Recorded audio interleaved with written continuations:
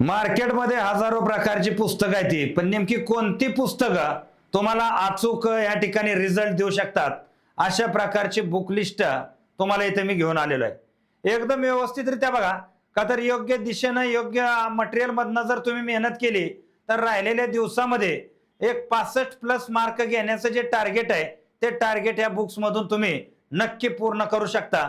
त्यामुळे जास्त विषय या ठिकाणी इकडे-तिकडे करण्यापेक्षा डायरेक्ट तुम्हाला मी कंप्लीट बुक लिस्ट सांगतो आणि ही बुक लिस्ट ऐकायसाठी पहिल्यांदा एक असा लाईक लेक्चरला नक्की करून ठेवा.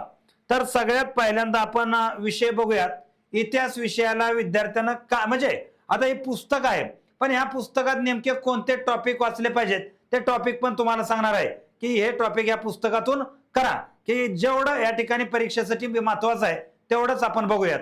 आता सगळ्यात पहिल्यांदा महत्वाचा मुद्दा, इतिहासावरती आपल्याला जास्तीत जास्त प्रश्न आधुनिक भारत इतिहासावर विचारले जातात.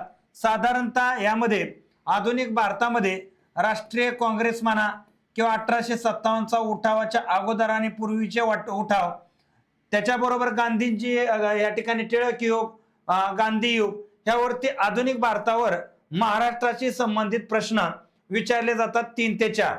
बाकीचे प्रश्न जे आहेत ते महाराष्ट्रातील समाज सुधारक, स्वातंत्र्य चळवळी, इतर काँग्रेसचे अधिवेशन, ब्रिटिश कायदे, क्रांतिकारी चळवळी, शेतकरी चळवळी, अशावरती या ठिकाणी क्वेश्चन तुम्हाला विचारले जात असतात.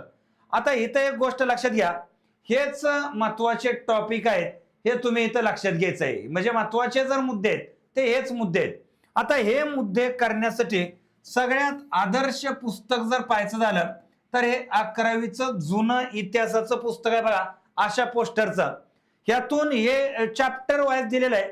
व्यवस्थितरित्या तुम्ही हे केलं ना, आणि हे चॅप्टर अजून थोडे डिटेलमध्ये करण्यासाठी हे पुस्तक वाचा. म्हणजे कसं बघा, फॉर एक्झाम्पल यामध्ये महात्मा फुलेंची माहिती दिलेली आहे, परंतु इथं माहिती थोडीशी कमी आहे. तर तीच महात्मा फुलेंची माहिती या पुस्तकातून वाचा. म्हणजे इंडेक्स ह्याची घ्या, अभ्यासासाठी इंडेक्स ह्या पुस्तकाची घ्या आणि त्या इंडेक्स मधलं आतलं कंटेंट ह्या पुस्तकातनं वाचा, जेणेकरून परफेक्ट तुम्हाला इथं 10 मार्कामध्ये साधारणतः 7 ते 8 प्रश्न या स्टडी मटेरियल मध्ये दिसतील. का तर हे पुस्तक समाधान महाजन प्रचंड मोठं पुस्तक आहे, तेवढं सगळं वाचायची गरज आहे का? नाही.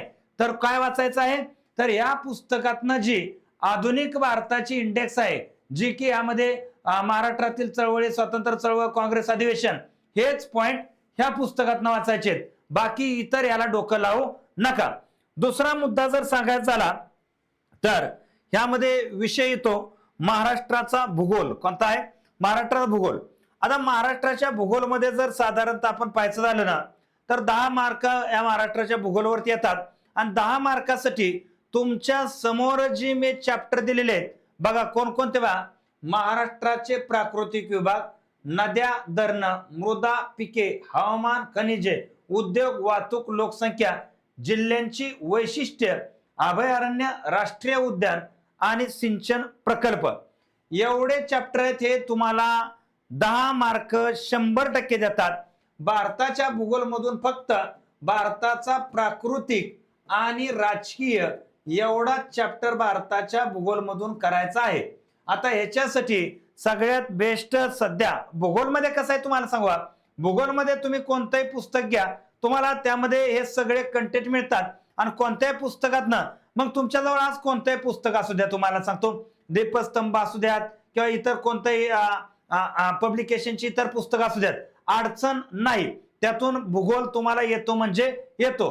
परंतु नकाशा सहित ह्या पुस्तकामध्ये ही इन्फॉर्मेशन खूप चांगल्या प्रकारची दिलेली आहे. कशाची? दीपस्तंभ पुस्तकामध्ये नकाशा वगैरे प्रॉपर अॅनिमेशन वापरल्यामुळं हे तुम्हाला इथं चांगल्या रीतीनं लक्षात येईल. आता त्यानंतर पुढचा विषय आहे आपली बॅच. आता जी तुम्हाला मी स्टडी मटेरियल सांगतोय, अॅनिमेशन सांगतोय, नकाशे सांगतोय, कोणताही विषय घ्या, तर हे विषय अत्यंत व्यवस्थितरित्या समजून सांगून ह्या ठिकाणी त्याच्यावर आयोगाने विचारलेले सगळे PYQ सहित सगळे लेक्चर्स, म्हणजे पूर्ण कन्सेप्टच्या, त्याच्याबरोबर नोट्स PDF स्वरूपामध्ये, त्यानंतर भरपूर अशा टेस्ट, हे सगळं तुम्हाला एकत्रितरित्या प्राप्त करण्यासाठी ही जबरदस्त अशी बॅच आहे 2499 ला. आणि ह्याच्यावर सध्या आषाढी एकादशी निमित्त जबरदस्त असे ऑफ सुरू आहे आणि तो पुढचे अजून 3 दिवस आहे.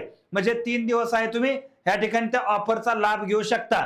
तर ह्या ऑफर मधून तुम्हाला ही बॅच मिळेल आणि एक चांगल्या रीतीने तुमची तयारी होईल. मग ही बॅच घेतल्यावर एकही पुस्तक घ्यायची गरज नाही. जेवढं मी देतोय ते म्हणजे टीम देते आमची, तेवढंच तुम्ही करायचं.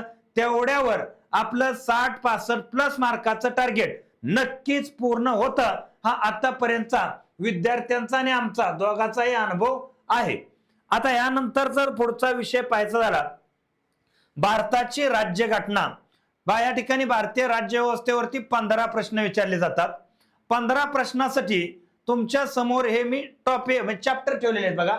संविधानाची निर्मिती, प्रस्तावना, मूलभूत अधिकार, मार्गदर्शक तत्वे, मूलभूत कर्तव्य, राष्ट्रपती, राज्यपाल, पंतप्रधान, मुख्यमंत्री, संसद, राज्य विधानमंडळ, सर्वोच्च उच्च न्यायालय, घटनात्मक संस्था जसे एमपीएससी, निवडणूक आयोग आहे, स्थानिक स्वराज्य संस्था, ग्रामपंचायती वगैरे.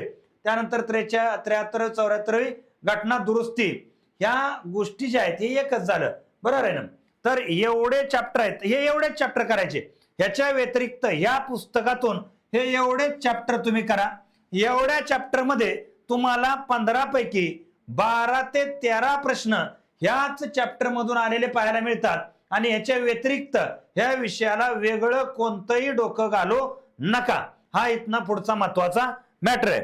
आता याच्या बरोबर अर्थशास्त्रावरती 15 प्रश्न नक्की विचारले जातात. आता यामध्ये जर आपण पाहायचं झालं तर अर्थशास्त्राचे अतिशय महत्वाचे चॅप्टर, ज्यामध्ये 15 पैकी 13 ते 14 प्रश्न देणारे हे महत्वाचे चॅप्टर आहेत.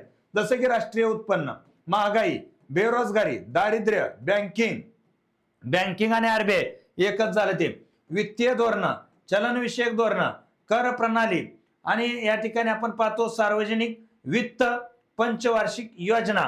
यामध्ये उद्योग सहकार क्षेत्र ह्या चॅप्टरला नाही बघितलं तरी पण चालतं, परंतु एखाद दुसरा प्रश्न याच्यावरती आलेला आहे. आणि सध्याची आर्थिक चांगली आकडेवारी. आता हे करंटचा भाग आहे. आता याच्यासाठी हे पुस्तक आहे. आता हे जे पुस्तक आहे हे पुस्तक तुम्ही पाहताय की रंजन कोळंबेंचं भारतीय अर्थव्यवस्था आहे. आता बघा दीपस्तंभचे पुस्तक आहे, हे पण आहे. यातून हे चॅप्टर केलं तर तुम्हाला नक्कीच तेवढे मार्क येतात.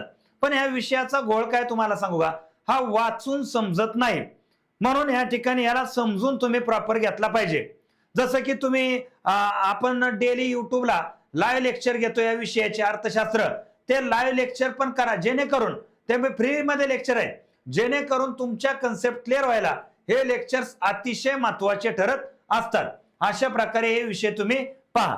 त्यानंतर पुढचा मुद्दा आहे विज्ञान हे 15 प्रश्न येणारा महत्वाचा घटक आहे. आणि याला मानवी शरीर, रोग, लसी, पोषण, रक्ताभिसरण, श्वसन, पचन, वनस्पतीशास्त्र, पेशी, अनुवंशिकता, बल, कार्य, ऊर्जा, विद्युत प्रकाश, आम्लारी क्षार. मग थोडक्यात काय, बायोलॉजी, फिजिक्स, केमिस्ट्री. आता हे विषय तुम्हाला सांगू का, 15 प्रश्न जरी असतील याचे, तर याच्यासाठी असं परफेक्ट पुस्तक की त्यातून हे सगळं कव्हर होईल असं काहीच पुस्तक नाही. का तर याच्यावरचे मार्क्स 50 ते 60% निव्वळ बरोबर येतात. तुम्हाला हा विषय किती समजलाय त्याच्यासाठी. आणि म्हणून हा विषय समजण्यासाठी ना, ह्या विषयाला तुम्ही फक्त आणि फक्त 8वी, 9वी आणि 10वीचे स्टेट बोर्ड करा. बरोबर आहे ना, एवढेच करा. 8वी, 9वी आणि 10वीचे स्टेट बोर्ड करा. त्यामध्ये फिजिक्स आहे, केमिस्ट्री आहे, बायोलॉजी आहे, शुद्ध मराठीमध्ये आहे, थोडस इंग्लिश वर्ड असणारे ट्रान्सलेशन आहेत. म्हणजे ह्यामध्ये हिथं 15 पैकी साधारणतः 8, 9, 10 मार्क ह्या मटेरियल मधून येतात. आणि समजल्यामुळं एक कॉन्फिडन्स पण चांगला येतो परीक्षेला जाताना. आता याच्या पुढचा जो आपला सब्जेक्ट आहे चालू घडामोडी, तर हे जे पुस्तक आहे सिम्प्लिफाईडचं आहे किंवा परिक्रमा आहे. साधारणतः याचं एक वर्षाचं एक वार्षिकी मिळतं, ते तुम्ही घ्या आणि रोज याच्यावर थोडं वाचन करत चला. का तर 15 प्रश्न आहेत आणि 15 प्रश्न घेण्यासाठी तुम्हाला यामध्ये थोडासा स्ट्रगल आहे.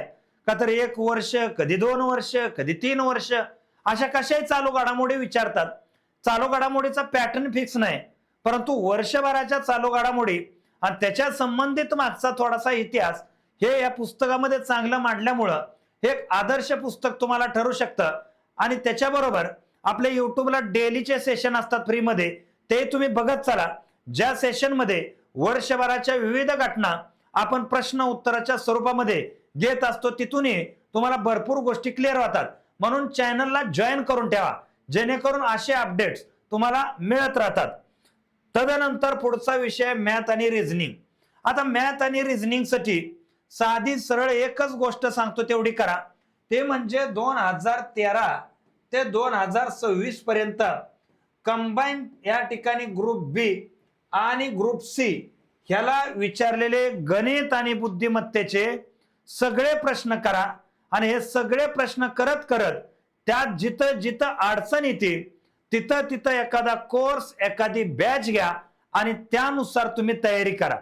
का तर हा विषय पण ह्या ठिकाणी समजणं आणि स्पीडचा दोन्ही गोष्टीचा आहे.